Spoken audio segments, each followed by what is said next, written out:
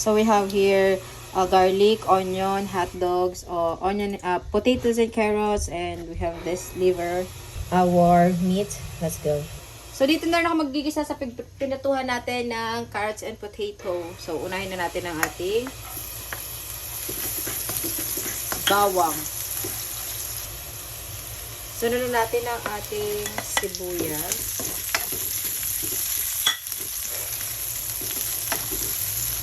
So, after that, sunod na natin ang ating meat. Ayan. So, syempre.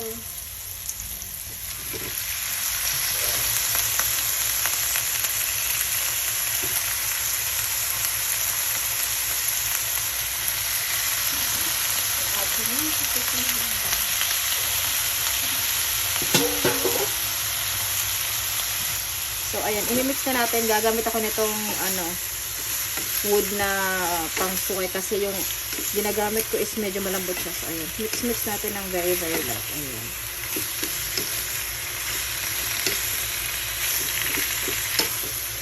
Antayin natin na medyo magtubig siya.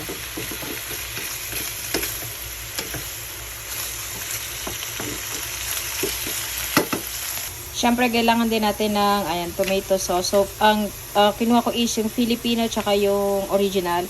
And then, kailangan ko din ng isang liver spread. So, yan ang mga ingredients ko. So, ayan. Pag medyo nagtutubig na, lagyan na natin siya ng isang cup. So, lagyan natin siya ng, tira-tirang pampalasa. Ayan. Tapos, siyempre, paminta. So, lagyan ko siya ng konti lang na toyo. Ayan. Para may kulay na. Tapos, mix. And then, hintayin natin na lumambot yung ating baboy. So, lalagyan ko din siya ng konting water.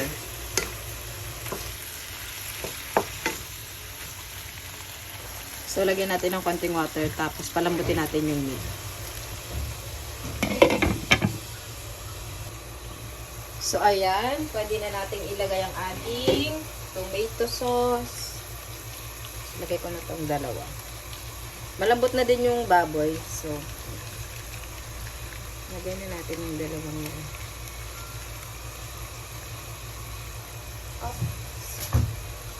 Tapos, halu-haluin na natin siya, be.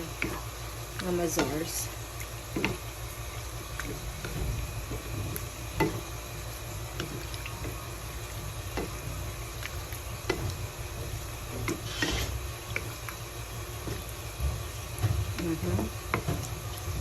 Tapos, ilalagay ko na din yung ang ating reno o yung ating liver spread ba.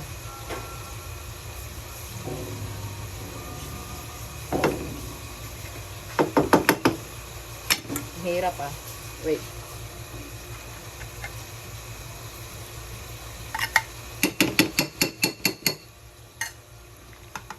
Sayang.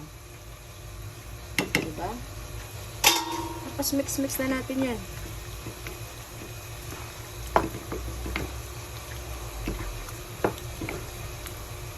So, ilalagay ko na din yung atay.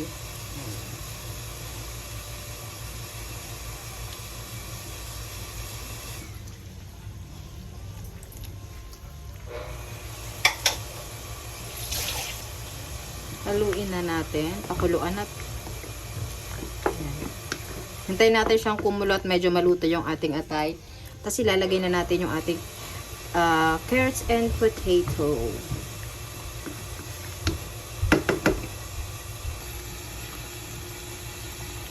So, ayan. Hintayin natin maluto yung atay.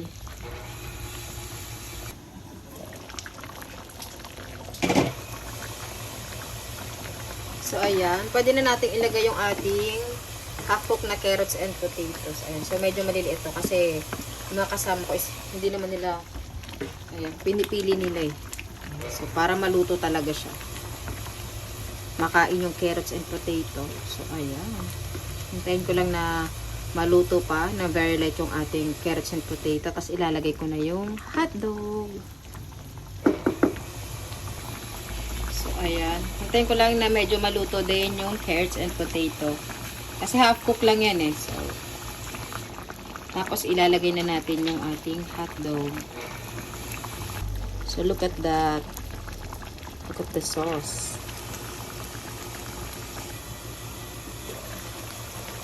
So, ayan. ayan, pwede na natin ilagay ang ating hotdogs. Kasi malambot na at luto na din yung ating carrots and potatoes. So, yeah. Ito na ang aming ulam for today.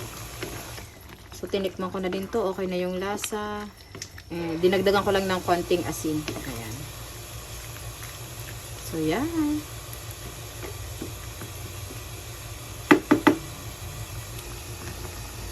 So, ayan. There you go. Menudo. So, ayan. Luto na ang aming ulam for today. Ang aming ulam for today ay menudo. Thank you for watching.